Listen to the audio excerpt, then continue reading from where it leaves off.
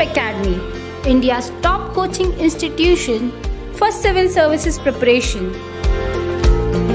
Join us online to get most enriching experience from best faculty with excellent notes and specially designed courses. To join the batch, download Jnandeep IAS Academy app from Google Play Store. For more information, contact 9511 280 465. Hello everyone, Namaskar. Life is a matter of choices, and every decision or every choice you make makes your life. आणि तुम्ही already prove केलंय की you are responsible enough, you are mature enough to make choices, because तुम्ही स्वतः civil services किंवा हे अशा प्रकारचं करिअर एक करिअर ऑप्शन म्हणून चॉईस केलेलं आहे. पण ही एवढी चॉईस करणं इज नॉट इनफ. ह्या तुमच्या पूर्ण प्रिपरेशनच्या फेजमध्ये बऱ्याच वेळेस तुम्हाला काही अडचणी आणि कन्फ्युजन्सला फेस करावं लागेल. आणि ह्या कन्फ्युजन्स आणि अडचणी दूर करणं हे as a team is our duty. My name is Satyajit आणि मी ज्ञानदीप अकॅडमी सोबत मागच्या 3 वर्षापासून असोसिएटेड आहे. I am an engineer, a civil engineer. I am graduated from COEP. The love for this nation, the love for this country, and a desire to serve this country on field brought me here. And me post-graduation केले ह्या मधल्या phase मध्ये, where I was preparing post-graduation in political science and secondly in sociology also. I have experience of writing 3 mains in UPSC. And my preparation is still going on, by the way. In the last 2 months, I have been one of the toppers in my optional paper at the national level. आणि ह्यामुळे मला तुम्हाला तुमच्या समोर हा एक विषय घेऊन येण्याची इच्छा झाली. आणि ॲज टीम रिकमेंडेड एक काउन्सिलिंग कम ओरिएंटेशन सेशन आपण आज कंडक्ट करणार आहोत. It is regarding how to choose your optional smartly. आणि स्मार्टली हा वर्ड नेमका मेन्शन करण्याची गरज वाटली, कारण हा decision is too important, right? Not only for the clearing this examination, पण तुमच्या लाईफसाठी सुद्धा, because it is going to determine ultimately what life you are going to live. Optional paper, because, right? Now let's start with our actual discussion. आपण नेमकं आज काय बोलणार आहोत? आपला आजचा अजेंडा असणार आहे ऑप्शनल पेपर स्मार्टली कसा चॉईस करायचा आहे, राईट? कुठल्या पॅरामीटर्सच्या बेसिसवर तुम्हाला ऑप्शनल पेपर चॉईस करायचा आहे. आणि मी ह्या डिस्कशनला 6 फेजेस मध्ये डिवाइड केलेलं आहे. The first phase, the first theme will cover actually why the choice of the optional matters, what is the significance of the optional paper in your mains preparation or the preparation of the civil service examinations. The second theme for discussion will be what are किंवा असे कुठले कुठले possible parameters आहेत की तुम्ही त्या पॅरामीटर्सचा विचार करावा आणि त्या विचारावर बेस तुमचा ऑप्शनल ठरवावा. असे कुठले कुठले पॅरामीटर्स किंवा क्रायटेरियाज पॉसिबल आहेत. थर्ड थीम बद्दल बोलू की आपण नेमके इथे ह्या विषयावर का बोलतोय, आपला नेमका पर्पज काय, सिव्हिल सर्व्हिसेस बद्दलचा आपला पर्पज काय, right? I won't reveal anything about this themes नाव, पण तुम्हाला जनरल आयडिया देऊ. नेक्स्ट टू दॅट आपण ह्यावर बोलू की ह्या पॅरामीटर्स जे आपण डिस्कस केले, जे क्रायटेरियाज आपण लिस्ट केलेले आहेत, ही लिस्ट इथे बनवू. पण त्या पॅरामीटर्स किंवा क्रायटेरियाज किंवा लिस्ट पैकी कुठले पॅरामीटर्स खरंच इम्पॉर्टंट आहेत आणि ऑप्शनल चॉईस करताना कुठल्या पॅरामीटर्सला जास्त इम्पॉर्टन्स देण्यात यावं आणि कुठल्या पॅरामीटर्सला कमी इम्पॉर्टन्स देण्यात यावं, आपण ते ह्या थीम मध्ये बोलू. Debates around the parameters. That is going to be the most interesting part of the sessions and the more analytical part, I must say. Analytical का बरं? कारण आपण हे प्रूव्ह करताना, याबद्दल डिबेट्स किंवा डिस्कशन करताना अबाउट द पॅरामीटर्स आम्ही खूप साऱ्या रिपोर्ट्सला रेफर केलेलं आहे. रिपोर्ट्स ऑफ UPSC तुम्हाला माहित असेल की युपीएससी त्याचा अॅन्युअल रिपोर्ट दरवर्षी पब्लिश करतं आणि त्या अॅन्युअल रिपोर्ट्समध्ये खूप साऱ्या प्रकारच्या एरियाजवर डिस्कस केलेलं असतं. त्यामध्ये एक सेपरेट एरिया असतो the profile of the candidates. त्यामध्ये त्या report of annual reports of UPSC ह्यामध्ये सगळं डिटेलिंग असते की कुठले ऑप्शनल पेपर किती लोकांनी घेतले, त्याचे मार्क्स कसे आले, कट ऑफ्स, एव्हरीथिंग. टॉपर्सचे मार्क्स डीओपीटीच्या वेबसाईट्सला आम्ही रेफर केले.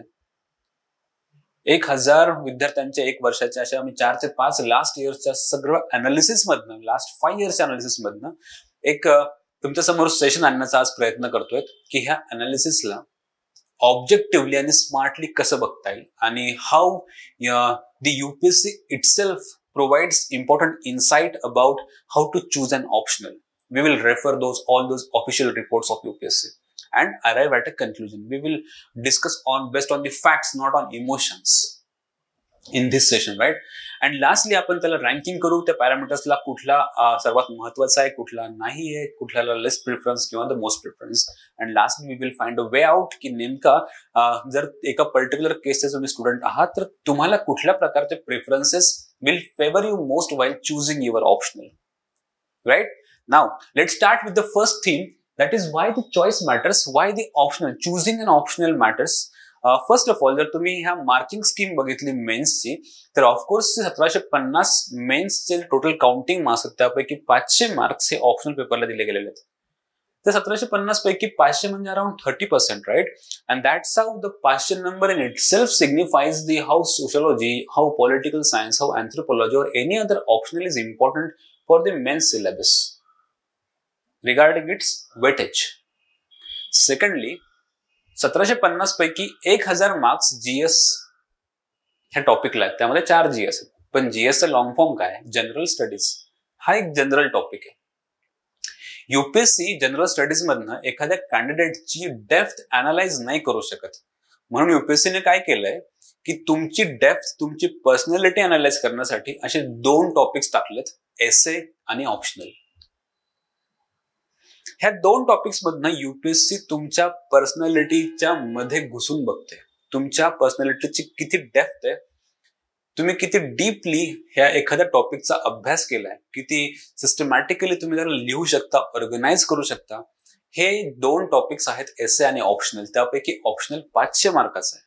युपीएससीला जर खूप चांगले कॅन्डिडेट्स चॉईस करायचे की जे उद्या देशाला सांभाळणार आहेत तर युपीएससी ऑफकोर्स खूप रिस्पॉन्सिबली ह्यामध्ये वागेल, right? And that's how taking that responsibility युपीएससीनं कॅन्डिडेटची डेप्थ ऍसेस करण्यासाठी ऑप्शनल पेपरला एक इम्पॉर्टंट पॅरामीटर मानलं. म्हणून ऑप्शनल हा तुमच्या प्रिपरेशनच नाही तर युपीएससीसाठी पण खूप महत्वाचा एक पॅरामीटर आहे to you can say assess the depth of your personality, depth of your preparation. Next to that, जर तुम्ही जीएसचे मार्क्स बघाल आउट ऑफ 1000 ऑफकोर्स हे कुठेतरी 400-420 अशा आसपास जाऊन टेकतात, राईट? जर आपण त्याला पर्सेंटेज मध्ये बोललो तर दी ऍव्हरेज टॉपर्स जे आहेत, आपण म्हणू की जे टॉप 100 वगैरे जे मुलं आहेत, एका पर्टिक्युलर केस बद्दल आपण नाही बोलणार, will talk in terms of average. तर 40% हे टॉपर्सचा ऍव्हरेज आहे, टॉपर्स, राईट, इन जीएस. आणि जर तुम्ही ऑप्शनल मध्ये बघितला तर 300 मार्क पडतात अराउंड टॉपर्सला आउट ऑफ 500. That becomes 60%. तर तुम्हाला इनपुट आउटपुट रेशो किंवा in terms of the percentage, right, तर हा नक्कीच ऑप्शनल जास्त आहे जीएस पेक्षा. म्हणून त्यामुळे हा एक ल्युक्रेटिव्ह टॉपिक बनतो optional. At the same time ऑप्शनलचे marks will decide your place in the list, your position in the list, the service you will get allocated with. जेवढे चांगले मार्क्स ऑप्शनलला तेवढं तुम्हाला तो वर खेचला जाईल. म्हणून ऑप्शनल हा इंडिव्हिज्युअल कॅन्डिडेट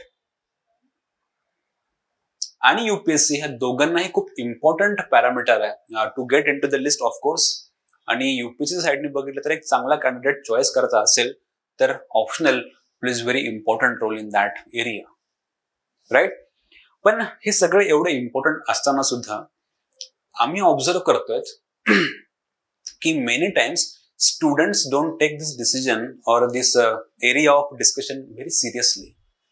बऱ्याच वेळेस कुणी तुमच्या जवळचे नातेवाईक म्हणा किंवा तुमच्या इनर फिलिंग्स म्हणा, किंवा कुणाला तरी इम्प्रेस करायला म्हणा, किंवा तुमच्या रूममेट कडनं इन्स्पायर होऊन तुम्ही डिसिजन घेताना तो ऑप्शनल चॉईस करता, की त्याला एक प्रॉपर थिंकिंग नाहीये, प्रॉपर थॉट नाहीये. तुम्ही हा पर्टिक्युलर ऑप्शनल का घेतला, तर माझ्या काकांनी सांगितलं. हा का घेतला, तर काही जण म्हणतात की माझा रूममेट होता आणि त्यानं सजेस्ट केलं, मी घेतला, आमच्या दोघांचा अभ्यास सोबत होईल. So this, considering the significance of the optional paper in your, not only in the mains examination but throughout your life, how can you take such irresponsible subjective decisions here? And of course, this session is not for you. I'm talking about the second approach, and the students who take the second approach while making the decision about the optional, that is called as rational and the smart approach. This session is of course for you. And in the case you belong to the second category, जिथे खूप तुम्ही seriously एखाद्या गोष्टीवर think करतायत, especially civil service as a career, at the same time the चुझिंग the optional, जिथे ज्यावेळेस तुम्ही criteria, parameter, ऑब्जेक्टिव्हिटी, research, analysis ह्यामधून तुम्ही जातायत आणि मग चॉईस करतायत ऑप्शनलला, then you are on good track. And I am here to help you all.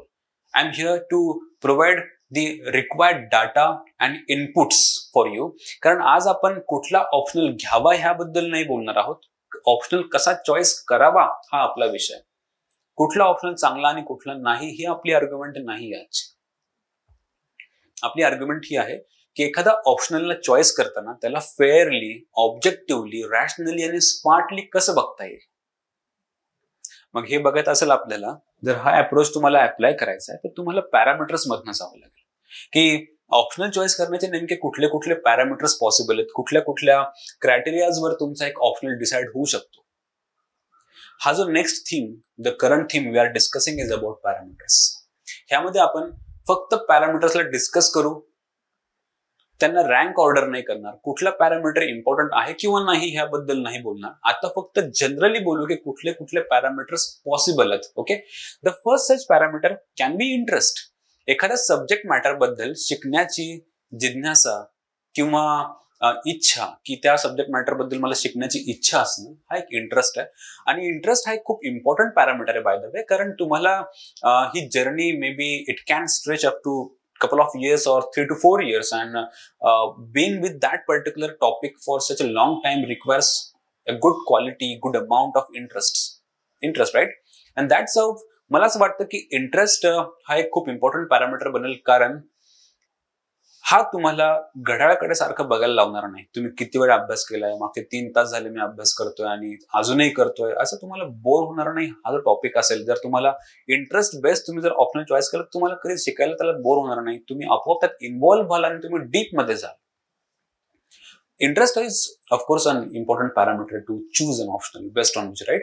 Secondly, एक क्रायटेरिया होऊ शकतो, पण UPSC न इंटरेस्टला, बाय द वे इंटरेस्ट कुठल्या सब्जेक्ट मध्ये, कारण ह्याचं नावच ऑप्शनल आहे आणि ऑप्शनल म्हणजे आपल्याला लिबर्टी दिलेली आहे की तुम्ही तुमच्या दिलेल्या लिस्ट मधून एक ऑप्शनल चॉईस करा. आणि UPSC न त्याच्या सिलेबस डिफाईन करताना काही ऑप्शनलची लिस्ट ऑलरेडी पब्लिश केलेली आहे. त्या ऑप्शनल्सची लिस्ट एक जनरल आयडिया तुम्हाला द्यायची असेल तर agriculture, animal husbandry, anthropology, chemistry, geography, zoology and many other literature parts like Assamese language, zoology आहे, statistics आहे, public administration आहे, physics आहे. अशी कंप्लीट लिस्ट आहे अराउंड 25 इंडिव्हिज्युअल टॉपिक्सची. ऍट द सेम टाइम एक 26वा टॉपिक आहे, that is called as literature. हा कुठल्या पण एक लँग्वेज मधला असेल. ओके, सो अशा अराउंड एक 40 एक टॉपिक्स आहेत ऑप्शनल. तुम्हाला कम्प्लीट लिबर्टी ह्यापैकी कुठला पण एक चॉईस करायचा आणि इथे तुम्हाला तुमचा इंटरेस्ट शोधायचा आहे. जो पहिला पॅरामीटर आपण डिस्कस करतोय ते तुमचा ज्या टॉपिकमध्ये इंटरेस्ट असेल, UPSCला असं वाटतं की तुम्ही तो घ्यावा आणि ॲज अ ऑप्शनल म्हणून एक्झाम लिहावी, राईट? सेकंडली, अकॅडमिक बॅकग्राऊंड ही एक चांगली आयडिया आहे की मी एखाद्या टॉपिकमध्ये, for example if I am graduate in BSc agriculture, तर agriculture can be a natural choice for me. आणि जर तुम्ही असा डिसिजन घेत असाल की माझ्या अकॅडमिक बॅकग्राऊंडमुळे मी हा ऑप्शनल घेतो, तर you can go for it, provided फक्त एक कंडिशन अशी की तुम्हाला तुमच्या प्रिपरेशनवर कॉन्फिडन्स हवा. तुम्ही कशा प्रकारे ग्रॅज्युएशन केलं हे खूप डिटरमाइन करतं. जर तुम्ही सिरियसली ते ग्रॅज्युएशन कम्प्लीट केलं असेल आणि you are still confident on your preparation and you are confident about the scoring of that optional paper, then of course तुम्ही तो ऑप्शनल चॉईस करायला पाहिजे. ओके, तो म्हणून अकॅडमिक बॅकग्राऊंड हा एक चांगला पॅरामीटर आहे तुमचं ऑप्शनल डिसाईड करण्यासाठी. तिसरा होऊ शकतो स्कोरिंग पोटेन्शियल, आणि ऑफकोर्स आपण नेमके त्याच्यासाठीच इथे बसलेलो आहोत. बाय द वे, ह्यासाठीच आपण प्रिपरेशन करतोय. स्कोर नाही तर उपयोग नाही, राईट. आणि आपण जसं म्हणतो ना की तुम्हाला जर देशाला सर्व्ह करायचंय तर तुम्हाला एक्झाम पास करावं लागेल फर्स्ट ऑफ ऑल, राईट. आणि एक्झाम पास करायला तुम्हाला चांगले मार्क्स हवेत, चांगला स्कोर हवाय.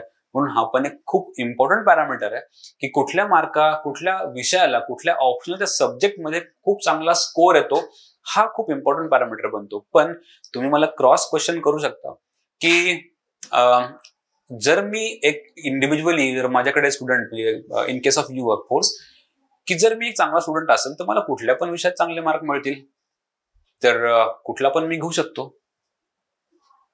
But hold on, facts or the ground realities are very much different. प्रत्येक ऑप्शनल पेपर हा सेम मार्क्स देऊन जातो किंवा इक्वली ल्युक्रेटिव्ह आहे असं आपण आर्ग्यू नाही करू शकत. ही केस मागच्या खूप वर्षांपासून आपण ऑब्झर्व करतोय की मे बी इंटेन्शनली अनइंटेन्शनली युपीएससीच्या मनात काय माहिती नाही, पण जिओग्राफी, पब्लिक ऍडमिनिस्ट्रेशन किंवा असे एक दोन आणखी ऑप्शन्स आहेत की ज्यांना ते कंटिन्युअसली डिमोटिवेट करतायत by giving them less and less mark. म्हणजे माझ्याकडे अशा भरपूर केसेस आहेत की जिथे त्या स्टुडंटची क्वालिटीज सुप्रीम क्वालिटी स्टुडंट्स आहेत, ते प्रॉपरली की they are made to become like, ज्यांनी जन्म घेतला तर ते IAS साठीच असे स्टुडंट्स आहेत, पण त्यांना जीएस मध्ये पण 450 मार्क पडतात, एसए मध्ये 150 क्रॉस करतात आणि जिओग्राफी सारख्या ऑप्शन मध्ये त्यांना 210, 213 मार्क्स पडतात. How it is possible by the वे? तर हे कसं आपण ह्यात नाही पडणार? असं म्हणतात की ज्या गोष्टी आपल्या कंट्रोलमध्ये नाहीत त्याच्याबद्दल वेळ घालू नये, म्हणून आपण ह्यात नाही पडणार की हे असं का होतं, युपीएससी अशी का करते किंवा, राईट. पण आपण हे नक्की नोट करू की असं होतं. प्रत्येक ऑप्शनल पेपर हा इक्वली मार्क फेचिंग आहे का? So not like that. म्हणून ज्या ऑप्शनल मध्ये चांगला स्कोर येऊ शकतो तो ऑप्शनल तुम्ही चॉईस करावा. हा एक simple you can say criteria बनतो. आणि हा क्रायटेरियाला ऑब्जेक्टिव्हली आपण स्मार्टली कसं बघायचं तर ह्याला पण युपीएससी हेल्प करते. युपीएससी दरवर्षी त्यांचा अॅन्युअल रिपोर्ट पब्लिश करते. त्या अॅन्युअल रिपोर्ट मध्ये एक सेपरेट टॉपिक असतो. That topic is called as the profile of the candidates. म्हणजे युपीएससीने घेतलेल्या एक्झाम्स मध्ये विद्यार्थी जे सिलेक्ट झालेले आहेत तर त्यांची काय प्रोफाईल आहे, एकतर किती विद्यार्थी अपियर झाले, किती विद्यार्थी पास झाले, त्यातनं किती लोकांचा इंटरव्ह्यू घेतला, किती लोक एससी कॅटेगरीतून आहेत, एसटी, सगळी त्यांची डिटेलिंग असते. ऍट द सेम टाइम एक टेबल असा पण असतो की युपीएससीच्या मेन्स एक्झाम मध्ये स्टुडंट्स कुठल्या ऑप्शनल सोबत किती लोक पास झालेले आहेत, राईट. जनरली ऑप्शनल पेपर हा मेन्सचा सिलेबस आहे, तो मेन्स मध्ये हा ऑप्शनल लागतो आणि दरवर्षी जनरली मेन्सला 10,000 ते 11,000 स्टुडंट्स बसतात. We won't talk about prelims here because प्रिलिम्सला दरवर्षी अप्लाय करणारे 11 लाख लोक आहेत आणि अपियर होणारे 6 लाख लोक प्रिलिम्सला. त्यापैकी फक्त 11 ते 10,000 लोकच फक्त मेन्सला बसतात ज्यांना इंटरव्ह्यू कॉल पुढचा येतो, right.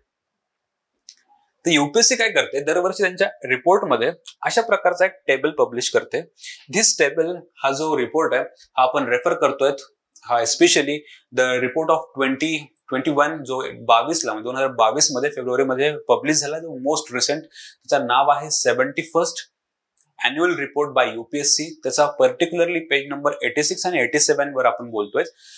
If you wish you can go for that report, you can open up that report आणि आपण सोबत त्यावर डिस्कस करू शकतो. त्यातला हा टेबल नंबर 5 आहे ऑन द पेज नंबर 86. हा जो टेबल आहे हा तुम्हाला एक, बाय द वे आपण हे का बघतोय तर टॉपिक असा आहे की कुठल्या ऑप्शनलला जास्त स्कोर आहे किंवा कुठल्या ऑप्शनल जास्त स्कोरिंग आहेत हे आपण कसं डिसाईड करणार, तर आपण हे युपीएससी कडनंच डिसाईड करणार. युपीएससी आपल्याला स्वतः सांगते की लुक, हे टॉपिक्स आहेत, हे ऑप्शनल पेपर्स आहेत, they are more safe than the others. कसं लुक ॲट दिस नाव. तर आपण पहिल्यांदा बघू की ऑप्शनलची लिस्ट ह्या साईडला आहे. अराउंड अशी 42 ऑप्शनल्स आहेत लिस्टवर. स्टार्टिंग विथ ऍग्रिकल्चर, हिस्ट्री, सगळं स्टॅटिस्टिक्स पासून लिटरेचरच्या लँग्वेज पर्यंत. दुसऱ्या टेबलमध्ये किती विद्यार्थ्यांना मेन्स दिलेली आहे, त्यातले किती लोक इंटरव्ह्यूला क्वालिफाय झाले किंवा मेन्स पास झाले आणि त्यांचा सक्सेस रेट म्हणजे तो पर्सेंटेज मध्ये काढून दिले फक्त यांनी. तर कुठला सब्जेक्ट हा जास्त चांगला आहे हे एक पॅरामीटर कुठला असेल की कुठल्या सब्जेक्टचा सक्सेस रेट जास्त आहे. म्हणजे कुठला सब्जेक्ट घेऊन लोक इंटरव्ह्यूला गेले किंवा मेन्स क्वालिफाय केली, हा सर्वात इम्पॉर्टंट पॅरामीटर बनतो. तसा पॅरामीटर, त्या पॅरामीटरने जर आपण गेलो तर सर्वात जास्त पर्सेंटेज ऑफ सक्सेस रेट असलेला सब्जेक्ट बनतो लिटरेचर ऑफ सिंधी लँग्वेज, जिथे 50% हा ह्या वर्षीचा सर्वात जास्त हायेस्ट स्कोअर. पण प्रॉब्लेम असा आहे की तुम्ही आता सिंधी लँग्वेज नाही घेऊ शकत.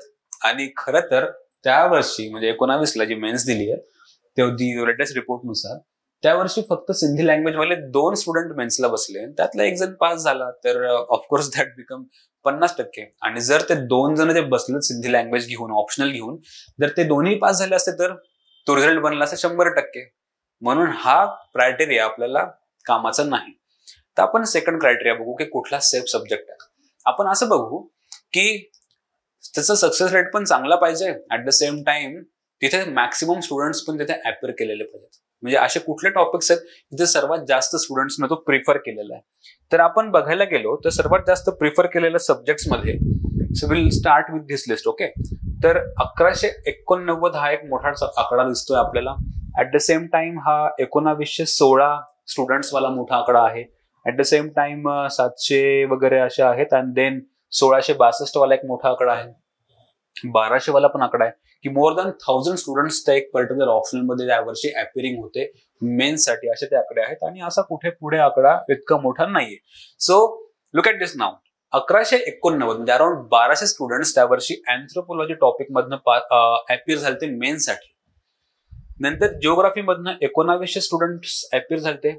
पॉलिटिकल सायन्स अँड सोशलॉजी असे 2 टॉपिक आहेत. सोशलॉजी मधनं 1263, पॉलिटिकल सायन्स मधनं 1600, जिओग्राफी मधनं अराउंड 1900, अँथ्रोपॉलॉजी मधनं around 1100. At the same time त्यांचा सक्सेस रेट बघा. अँथ्रोपॉलॉजी सक्सेस रेट आहे 9.1%, जिओग्राफीचा जस्ट 5.5%, पॉलिटिकल सायन्सचा अगेन 8.2% अँड सोशलॉजीचा इज 10%. हा UPSC रिपोर्ट आहे, ऑफिशियल रिपोर्ट आहे. हा रिपोर्ट हा पेज नंबर 86 आहे.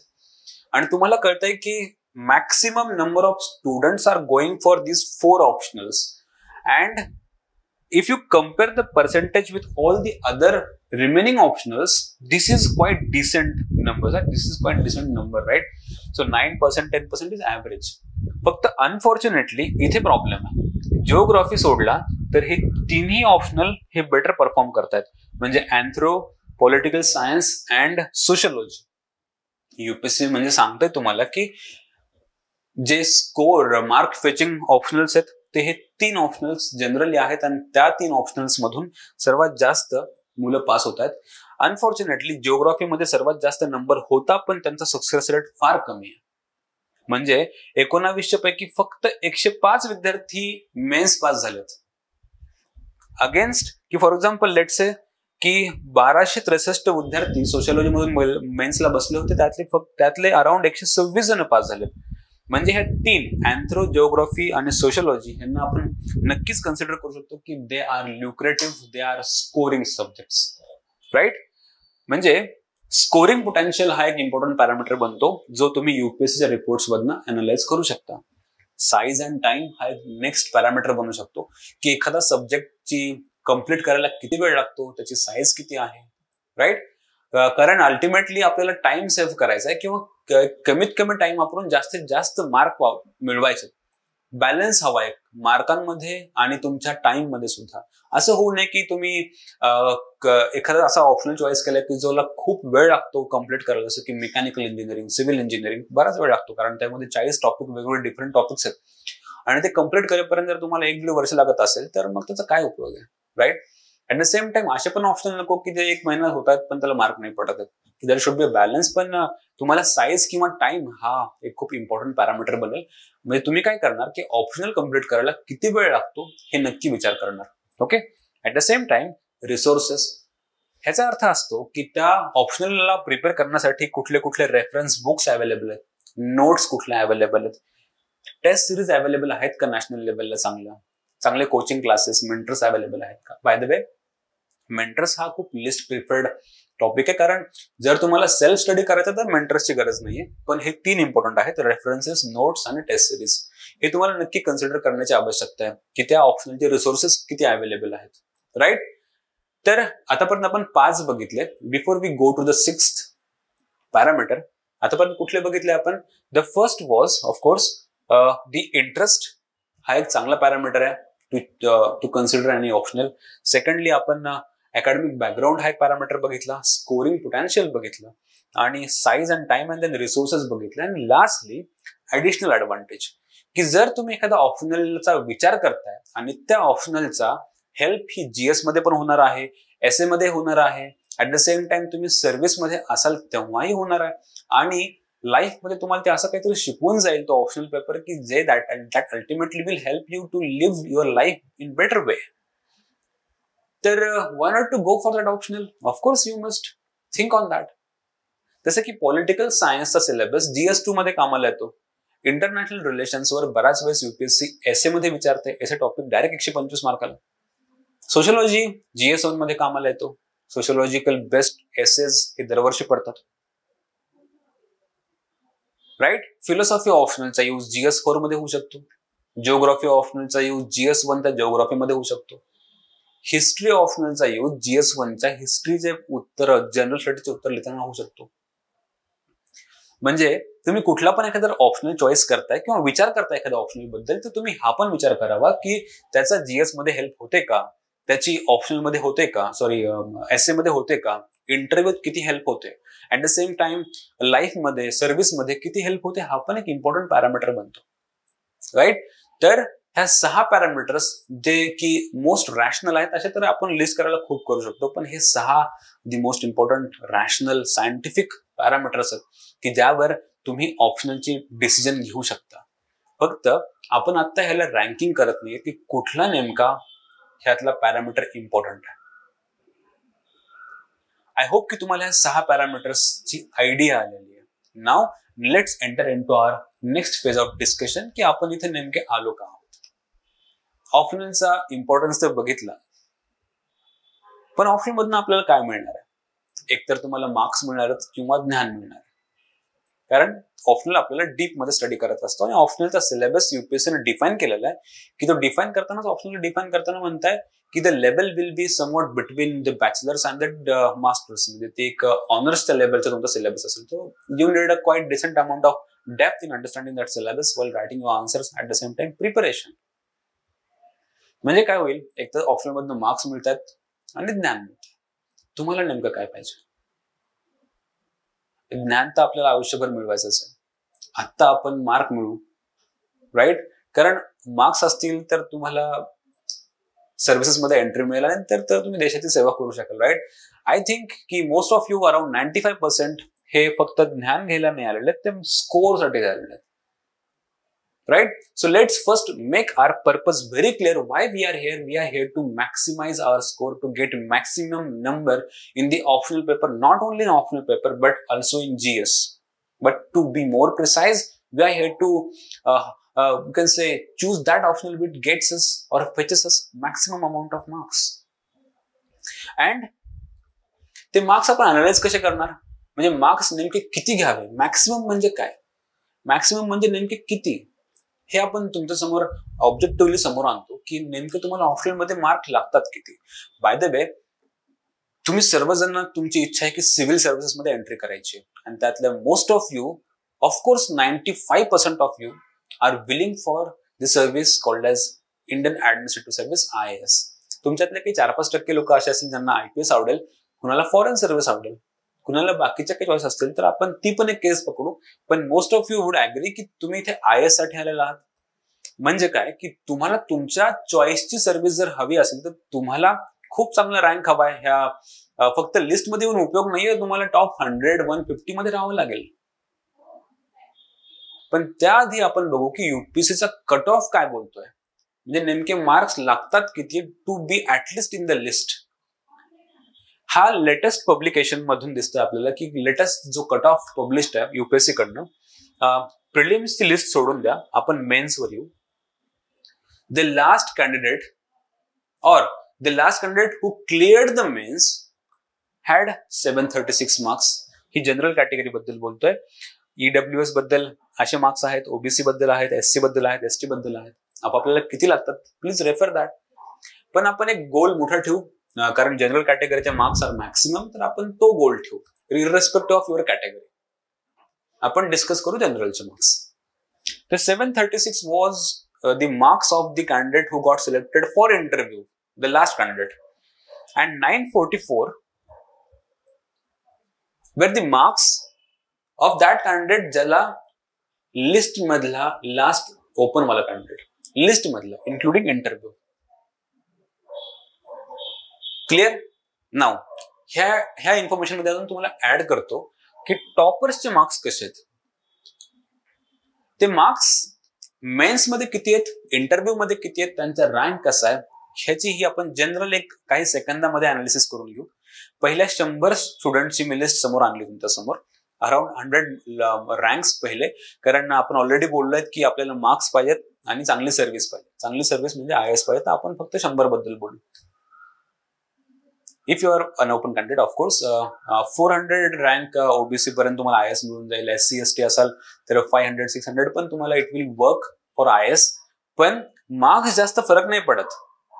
म्हणजे 10 मार्क म्हणजे 100 रँक मागे पुढे असतात, राईट. तर सर्वांचे सगळे toppers irrespective of the categories, open असेल किंवा SC किंवा ST किंवा ओबीसी, जनरली मार्क्स सारखे असतात.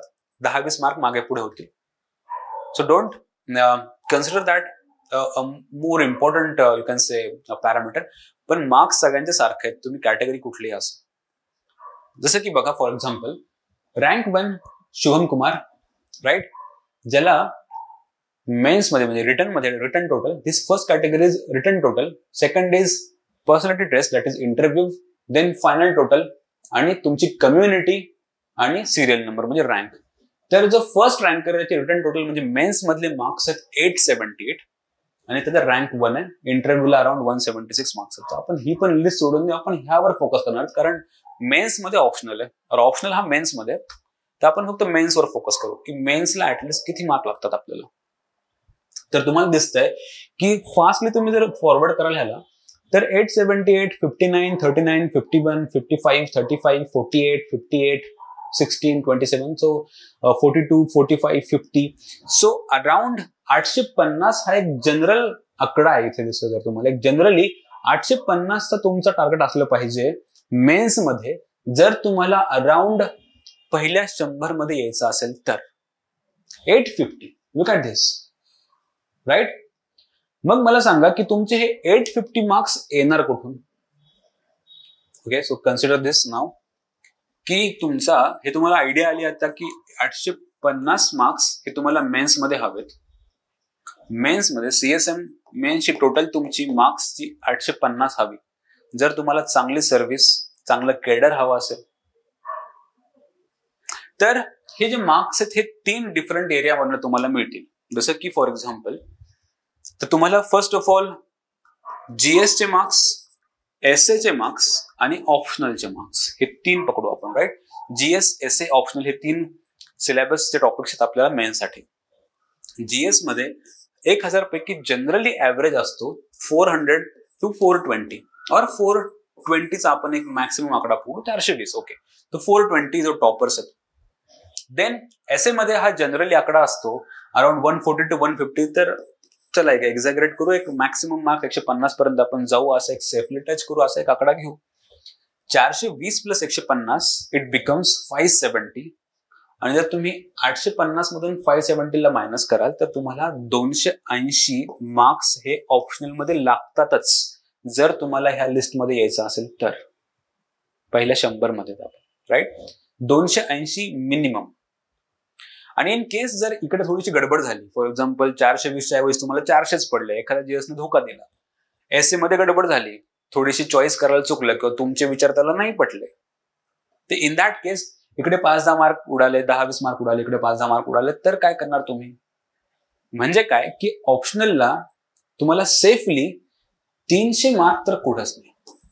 तर ऑप्शनलला अराउंड 300 मार्क्स का पाहिजेत? कारण तुम्हाला इथे पोहोचायचं. Getting me? आणि प्रत्येक ऑप्शनलची हे पोटेन्शियल नाहीये की ते 300 मार्क देईल. जिओग्राफी मध्ये बघा कसे मार्क पडतात. 210, 220, 13, 187 हे मार्क्स चांगले चांगले स्टुडंट्सला असे मार्क पडतात. पब्लिक ऍडमिनिस्ट्रेशन 250 वर शक्यतो कोणी जायत नाहीये, पण तुम्हाला लागतात किती? 300 मार्क्स. अँड दॅट्स हाऊ आपल्याला हे समजतंय की मार्क्स किंवा स्कोअर हा सर्वात इम्पॉर्टंट पॅरामीटर आहे. म्हणून आपण एक काम करू, एक आपण जनरल कन्क्लुजनला किंवा कन्सेन्ससला पोहोचू. हे कन्सेन्सस आपण आता एक पहिला ऍटलिस्ट फर्स्ट पॅरामीटर किंवा फर्स्ट क्रायटेरिया बद्दल तरी आपण कन्फर्म होऊ की बाबा तुम्हाला जर देशाला सर्व्ह करायचंय, तुमची जी काही इच्छा आहे देशाची सेवा करणं, सर्व्हिसमध्ये येणं किंवा तुम्हाला सिव्हिल सर्व्हिसेसमध्ये यायचं असेल तर तुम्हाला फर्स्ट ऑफ ऑल चांगला स्कोअर लागेल मेन्स एक्झाम मध्ये आणि त्यातल्या त्यात ऑप्शनल पेपरमध्ये. And that's how we must arrive at a conclusion that ultimately तुम्हाला सर्व्हिसमध्ये आणायला हेल्प करणारे ऑप्शनल पेपर. आणि ते किती मार्क्स? 300 मार्क्स. आता ह्याबद्दल आपण कन्फर्म राहू की आपला सगळ्यात पहिला पॅरामीटर हा ऑप्शनल चॉईस करताना आणि सगळ्यात इम्पॉर्टंट पॅरामीटर हा राहील स्कोरिंग पोटेन्शियल, की त्या ऑप्शनल मध्ये किती मार्क पडतात. हा पहिला ऑप्शनल आपला हा पहिला क्रायटेरिया राहील. आणि ह्या क्रायटेरिया सोबत जर अजून बाकीचे कॉम्बिनेशन्स आले तर वेल अँड गुड. जसं की फॉर एक्झाम्पल जर तुमच्या समोर अशा काही ऑप्शनलचा लिस्ट आली की जिथे तुम्हाला स्कोर पण आहे, तुमचा इंटरेस्ट पण आहे, अकॅडमिक बॅकग्राऊंडही आहे, तिथे रिसोर्सेस अवेलेबल आहेत, सगळं काही आहे, म्हणजे 6च्या 6 पॅरामीटर एका ऑप्शनल मध्ये फिट होतील असा कुठलाच ऑप्शनल नाहीये बाय द वे. अनफॉर्च्युनेटली त्या सगळ्या 42 ऑप्शनलच्या लिस्ट पैकी असा एकही ऑप्शनल नाही की तुम्हाला त्या सगळ्या पॅरामीटर्सवर वर्क करेल. म्हणजे तुम्हाला ह्या 6 पॅरामीटर्स किंवा ह्या 6 मेन पॅरामीटर्स पैकी कुठल्या तरी एखाद्या पॅरामीटरला जास्त प्रिफरन्स द्यावा लागेल, कुणाला तरी कमी प्रिफरन्स द्यावा लागेल आणि मगच तुम्ही चॉईस करू शकता. अदरवाईज तुम्ही डिबेट अँड डिस्कशन मध्ये अडकून जाल आणि तुम्ही कधी चॉईस करू शकणार नाही. म्हणजे तुम्हाला प्रिफर करावं लागेल की कुठला पॅरामीटर हा जास्त इम्पॉर्टंट आहे. का करावं लागेल तसं? कारण असा कुठलाच ऑप्शनल प्रेझेंट नाहीये जो ऑप्शनल परफेक्ट असेल आणि ज्यामध्ये सगळ्या प्रकारचे तुमचे क्रायटेरियाज बसतायत. पण एक क्रायटेरिया किंवा एक पॅरामीटर हा आपला कन्फर्म झालाय, तो आहे स्कोर, द स्कोरिंग पोटेन्शियल. पण जर असा एखादा ऑप्शन तुमच्या समोर आला की ज्याची स्कोरिंग पोटेन्शियल हा तुमच्या दुसऱ्या पॅरामीटर सोबत वाद तयार करतोय, कॉन्फ्लिक्ट तयार करतोय, डिबेट तयार करतोय. जसं की फॉर एक्झाम्पल जर तुम्हाला एखादा ऑप्शनल आवडतोय अभ्यास करायला किंवा तुम्हाला त्या ऑप्शनलचा अभ्यास करायची खूप इच्छा आहे, इन ऍडिशन टू दॅट त्या ऑप्शनमध्ये मार्क्स पण मिळतात.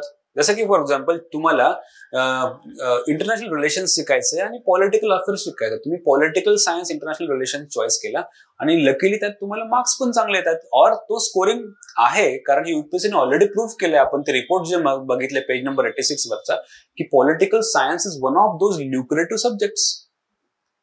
जर तो तुमचा ऑप्शनल जो तुम्हाला चॉईस करायचा आहे किंवा तुमचा विचार सुरू आहे त्या ऑप्शनल बद्दल, जर त्या ऑप्शनल मध्ये तुम्हाला इंटरेस्ट पण आहे आणि त्या ऑप्शनल मध्ये मार्क्स पण सर्वांना चांगले मिळतात, गो for that. Please go for that. कारण त्यातून तुम्हाला इंटरेस्ट कायम राहतोय, शिकण्याची तयारी आहे, at the same time marks पण मिळणारच. पण जर तुम्हाला एखादा ऑप्शनल जर चॉईस करायची इच्छा आहे ना, की तुमचं मन म्हणतंय की मी जिओग्राफी घ्यावं, पब्लिक ऍडमिनिस्ट्रेशन घ्यावं, पण त्याचा ground reality is very different. म्हणजे कसं की जर जिओग्राफी आणि पबॅड सारख्या ऑप्शनल्सला किंवा लिटरेचर सारख्या टॉपिक्सला जर तुम्हाला मार्क्सच मिळत नाही तर काय उपयोग आहे त्या ऑप्शनल्सचा? तुम्ही ते ज्ञान घेऊन करणार काय? तुम्हाला जिओग्राफी लाईफ मध्ये कधी पण शिकण्याचा चान्स मिळणार आहे. तुम्ही पब्लिक ऍडमिनिस्ट्रेशन तुम्हाला शिकायचं आहे ना, तर तुम्ही सर्व्हिसमध्ये गेल्यानंतर शिका. जसं विश्वास नांगरे पाटलांनी एमबीए केलं while he was in his police training. You can do that, right? म्हणजे तुम्हाला कधीही तुम्हाला शिकण्याची इच्छा तयार होऊ शकते. मग तुम्ही ज्या एरियात तुम्हाला शिकायचं आहे, ज्याच्याबद्दल तुम्हाला क्युरिओसिटी आहे, तर ती क्युरिओसिटी तुम्ही आत्ताच का उभी आणतायत, आत्ताच का समोर आणतायत? 5-6 महिने थांबा, एकदा सर्व्हिसमध्ये जा आणि मग पुन्हा तो सब्जेक्ट शिकायची सुरुवात करा. पण त्या सब्जेक्टमुळे जर तुमचा सर्व्हिसमध्ये जाण्याचा रस्ता अडत असेल तर त्या ऑप्शनलचा काहीही उपयोग नाहीये. जर म्हणून आपण इथे सांगू शकतो या डिबेटमध्ये की जर एखादा ऑप्शनल तुम्हाला स्कोर देत नाहीये पण तुम्हाला त्याच्यात खूप इंटरेस्ट आहे, तुमची मनातून इच्छा तो शिकण्याची, पण तर आय वुड सजेस्ट किंवा कुणीही सजेस्ट करेल तुम्हाला की don't go for that optional because that is not scoring and that won't end up you into the services. तर क्लिअर, पहिलं तर स्कोर, आणि जर इंटरेस्ट वर्सेस स्कोर असा टॉपिक त्याला डिबेट झाली तर यू गो फॉर स्कोर, आणि जर interest plus score then you are lucky, go for it. Okay, then the third parameter or the third debate can be the academic background versus the scoring potential. By the way, जर तुमचा academic background अशा एखाद्या optional किंवा अशा एखाद्या subject मध्ये आहे की जो ऑप्शनल पण आहे यूपीएससीच्या लिस्ट मध्ये, तो स्कोरिंग पण आहे, तुम्ही इंटरेस्टेड पण आहात, सो नॉन पुढे गो फॉर इट. कारण तुमचा तो अकॅडमिक बॅकग्राऊंड आहे, तुम्ही त्याला चांगला अभ्यास केलेला आहे, you are familiar with all this terms, technicalities of the topic. At the same time, you are interested in that topic. In addition to that, that subject is scoring in terms of UPSC mains. पण असे काही topic आहे जसे की for example computer science. आता तुम्ही engineer आहात computer science, पण तो ऑप्शनलच अवेलेबल नाही, तर तुम्ही काय करणार? किंवा असे काही ग्रॅज्युएशन जसं की सिव्हिल इंजिनिअरिंग, तो ऑप्शनल अवेलेबल आहे पण तो इतका मार्क फेचिंग नाहीये किंवा त्याला खूप वेळ लागतो. So that won't be a wise decision. That can't be a rational decision. In addition to that, जर तुमची इंजिनिअरिंग किंवा ग्रॅज्युएशन हे तुम्ही सिरियसली नसेल केलं, most of you right, you only know how you do your graduations किंवा तुमचे submissions किंवा एक्झाम्स, तर अशा वेळेस तुमचं अकॅडमिक बॅकग्राऊंडला पकडून राहण्याची काय गरज आहे? विल थिंक व्हेरी रॅशनली, है ना. आणि हे आपल्याला म्हणजे हे मी सांगतोय म्हणून नाही, हे जनरली असं होतंय, हे आपल्याला ऑब्झर्व होत आहे. कसं ऑब्झर्व होत आहे? आय कॅन प्रूव्ह दॅट की academic background is not that much important criteria versus scoring potential. जसं की आता एक्झाम्पल जनरली बोलू, आपण डाटाबद्दल तर बोलूच आपण, पण जनरली सिम्पल घ्या की you belong to topic subject or engineering called as civil engineering, mechanical engineering, ज्यामध्ये 40 डिफरंट सब्जेक्ट्स आहेत. ते सगळेच प्रिपेअर करायचे, 1.5 वर्ष लागतं प्रिपेअर करायला, 1 वर्ष लागतं आणि किंवा 8 महिने लागतात, आणि मार्क्स पडत नाहीत. नाही, अकॅडमिक बॅकग्राऊंडला एवढं पकडून धरण्याची गरज काय? जर तुम्हाला त्यापेक्षा बेटर ऑप्शन्स अवेलेबल आहेत, जसं की ह्युमॅनिटीजचे टॉपिक आहेत, सोशियोलॉजी आहे, पबॅड आहे, किंवा पबॅडपेक्षा पॉलिटिकल सायन्स आहे, अँथ्रो आहे. म्हणून जेव्हा तुमच्या डोक्यात कन्फ्युजन तयार होईल की अकॅडमिक बॅकग्राऊंडला चॉईस करू की मी त्या ऑप्शनलचा स्कोर कडे बघू, तर I would again suggest you go for score. Go for the scoring potential as an important criteria or the important criteria than the academic background, because this debate is about the ends, the means versus ends. What is our, by the way, motive? आता आपण clear झालोत त्याबद्दल की आपला purpose काय, to be in to the services, to get in to the services, to crack the examination for which we require decent amount of marks in optional, a quite decent amount of marks in optional, 300 marks at least. हा छोटा game नाहीये, right. तो 5-10 mark इकडे तिकडे म्हणजे तुम्ही 100-200 रँकनी मागं सरकता. सिरियस गेम आहे, सिरियस कॉम्पिटिशन आहे. ओके, सो तुमचे ends are more important here. End म्हणजे की to be in services are more important than being emotionally attached to your optional or emotionally attached to your academic background. So for quite 6-7 months you can take your option, you can academic background, you can place that academic background as to a side, to a corner, आणि focus on your ends, focus on your goal, the marks, the score. मी म्हणलं ना की जर तुमचं academic बॅकग्राऊंडचा topic जर तुम्हाला score देणार असेल तर गो फॉर इट, पण जर त्यात मार्क नसेल पडणार तर don't go for it. Okay, academic background versus score, यामध्ये पण डिबेट किंवा जे बॅटल आहे ते हाच जिंकतोय स्कोरिंग पोटेन्शियल. तर आपण त्याला प्रूव्ह करू in terms of UPSC data. तर हा रिपोर्ट किंवा हा डाटा पुन्हा एकदा युपीएससीच्या अॅन्युअल रिपोर्ट्स मधून घेतलेला आहे. You can refer to the page number 85 of this report. The page number 85 of the report of annual report of UPSC हा कशाबद्दल बोलतो की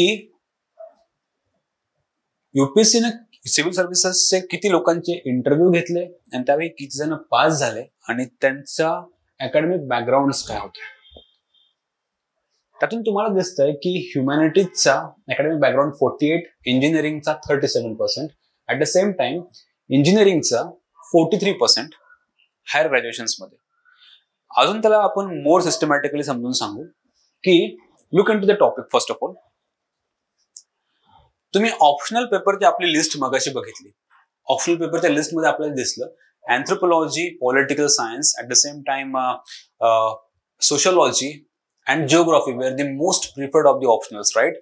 आणि ह्यातून आपल्याला कळतंय की ह्या चारही टॉपिक्सचा part, these are the part of humanities, social sciences. आणि युपीएससी ग्राफ मधनं समजून सांगते की this blue and red colour, you can refer now page number 88 of the annual report. तर most of the students were preferring the humanities topics as there optional. खरं तर UPSC ना data फॉर्मॅटमध्ये ते समजून सांगितलंय की if you can refer this line of report, this is page number 87. There is one line here की as far as the candidates background of the recommended candidates are concern, तर total 63% of them were belonging to the optional subject, sorry the engineering discipline. Okay, this is page number 87 and the line is somewhere situated here.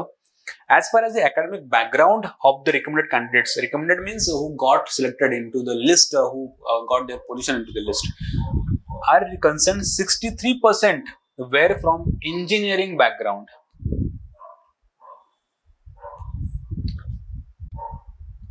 Followed by 24% from humanities. म्हणजे total selection पैकी 63 or 2/3 of the students are engineers. पण त्या लोकांनी त्याच्यातले majority of them they went for the optional from humanities background. हे का करतायत? कारण ते कमी वेळेमध्ये खूप जास्त मार्क्स देतात किंवा they are scoring topics. Anthropology, political science, sociology hugely scoring. You can reach to the 300 marks in very, you can say, optimum amount of your preparation. The data proves, right, 63% were engineers आणि optional कुठले सगळ्यात जास्त घेतले गेलेत आपण त्या list मध्ये बघितले, दोज वेर फ्रॉम ह्युमॅनिटीज. म्हणजे काय, अल्टिमेटली अकॅडमिक बॅकग्राऊंड पेक्षा तुम्ही तुमच्या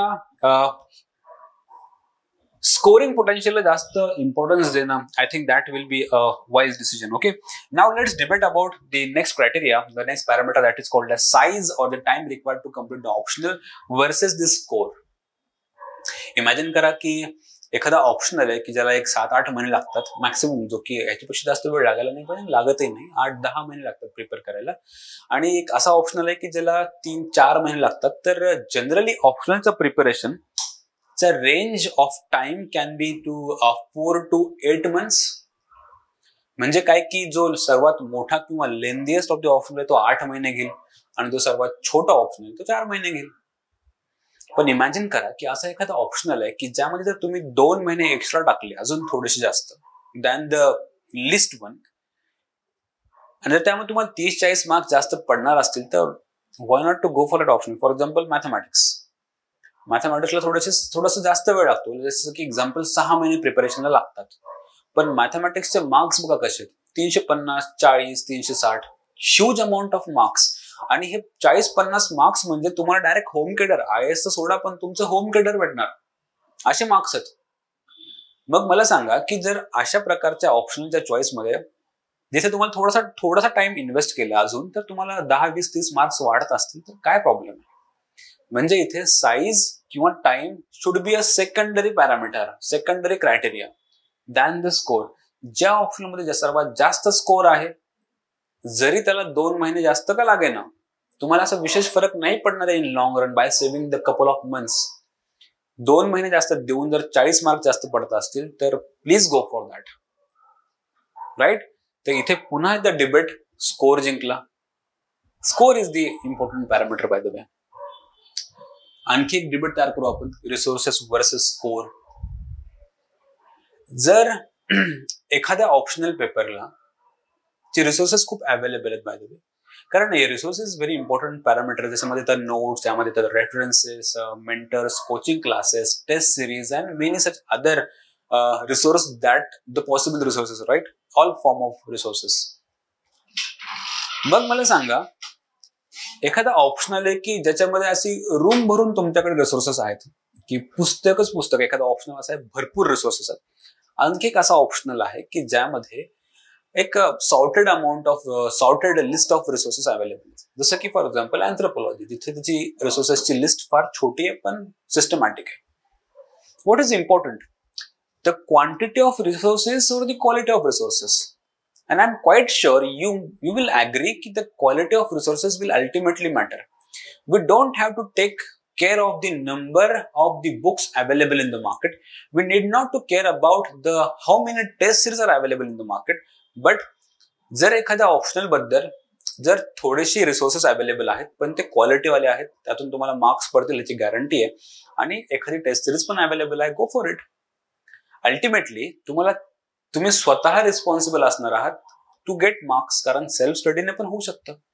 तुम्ही कशा प्रकारे उत्तर लिहिता ह्यावर खूप मॅटर करतं. तुम्ही कशा प्रकारे अनालाइज करता, तुम्ही कशा प्रकारे तुमची पर्सनॅलिटी त्या ऑप्शन मध्ये उतरवता, that will ultimately result in to the marks. म्हणजे काय की तुम्हाला तुमच्या इनोव्हेशनला खूप स्कोप आहे. तुम्ही कशा प्रकारे लिहिता किंवा तुम्हाला लिहायचे प्रत्येक गोष्ट हा तुमचा रिसोर्स किंवा मेंटर नाही सांगू शकत. म्हणजे काय की quality of the resources will ultimately matter, and that too तुम्ही स्वतः कसे कॅन्डिडेट आहात, तुम्ही ते चांगल्या प्रकारे लिहू शकता का, एक्सप्रेस करू शकता का, अनालिसिस करू शकता का, डेप्थ मध्ये जाऊ शकता का, इनोव्हेट करू शकता का, that will fetch you marks. म्हणजे रिसोर्सेसचे मागे पळू नका. कुठल्या ऑप्शनलचे खूप टेस्ट सिरीज अवेलेबल आहेत, खूप बुक्स अवेलेबल आहेत, सगळं मार्केट त्याने भरून गेलेलं आहे, ह्या क्रायटेरियावर जाऊ नका. Focus on the quality of resources. एक sufficient, decent amount of resources, properly segregated resources is more than sufficient as a primary criteria to decide upon, right? आणि म्हणून score किंवा resources ची पण especially the quality will matter. I hope okay, right? And that's how I think आपण ह्याचा एक quite decent idea घेतली की कशा प्रकारे तुम्ही पॅरामीटर्सला पण चॉईस करावं. जसं की आपण पहिल्यांदा डिस्कस केलं की जर तुमच्या समोर कन्फ्युजन असेल, आणि त्याच्या आधी आपण एक कन्क्लुजनला पोहोचलो होतो की the score or the list, to be in the list we need marks, आणि the scoring potential will be the first and the most important parameter while choosing your option. आणि जर स्कोर सोबत जर कन्फ्युजन असेल इंटरेस्टचं, तर तुम्ही स्कोरला focus कराल. Score सोबत अकॅडमिक बॅकग्राऊंडचं जर तुम्हाला कन्फ्युजन असेल तर of course go for the score. पण जर तुमचा अकॅडमिक बॅकग्राऊंड वाला टॉपिक हा स्कोरिंग पण असेल तर तुम्ही ऑफकोर्स ती गोल्डन चॉईस आहे, you must go for that topic जे तुमचा अकॅडमिक बॅकग्राऊंड पण आहे आणि तो स्कोरिंग पण आहे. पण जर तसं नसेल तर score should be focused upon. In addition to that, जर साईज आणि स्कोर ह्यामध्ये डिबेट तयार झाला तर don't think more about the size or time required, just think on the score. कारण 1-2 महिने वाचून तुम्ही असं खूप काही अचीव्ह नाही करणार इन लॉंग रन, कारण छोटी जर्नी नाही, 3-4 वर्षाचा प्रॉब्लेम आहे. आणि जर तुम्हाला 20-30 मार्क एक्स्ट्रा मिळत असतील 2 महिन्यांना तर please go for that. Okay, now resources ते पण क्वालिटीचे हवेत, खूप सारे असून उपयोग नाही. इन दॅट केस आपल्याला आता ह्याला रँक करावं लागेल की नेमका कुठला प्रिफरन्स, कुठला पॅरामीटर हा सर्वात इम्पॉर्टंट आहे आणि त्याला कसं प्रिफर करता येईल.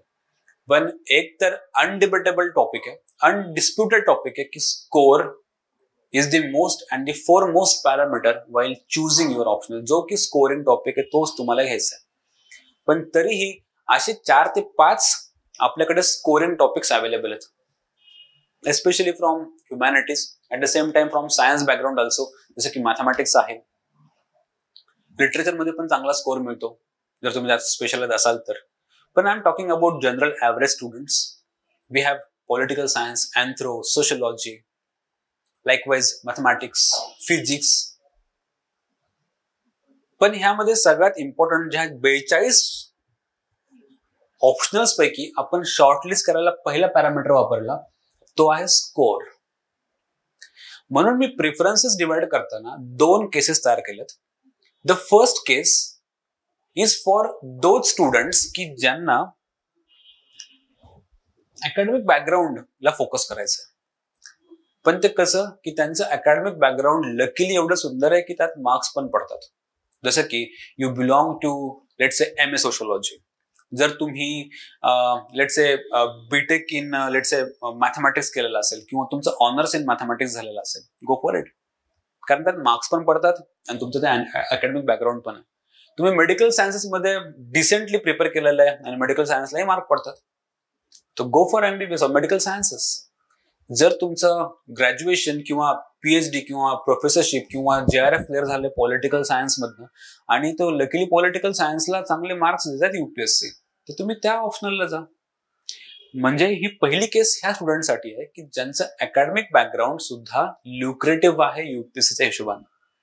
मग तुम्हाला पहिल्यांदा चॉईस करायचं की तुमचा of course the academic background will be your criteria, important criteria, score plus academic background. आणि additionally I am considering that की तुमचा त्यात इंटरेस्ट पण आहे. मग बाकीचे पॅरामीटर्स जे आहेत, size, time, resource, additional advantages, हे सगळं काही सेकंडरी पॅरामीटर्स आहेत. द 3 इम्पॉर्टंट पॅरामीटर्स कुठले आहेत?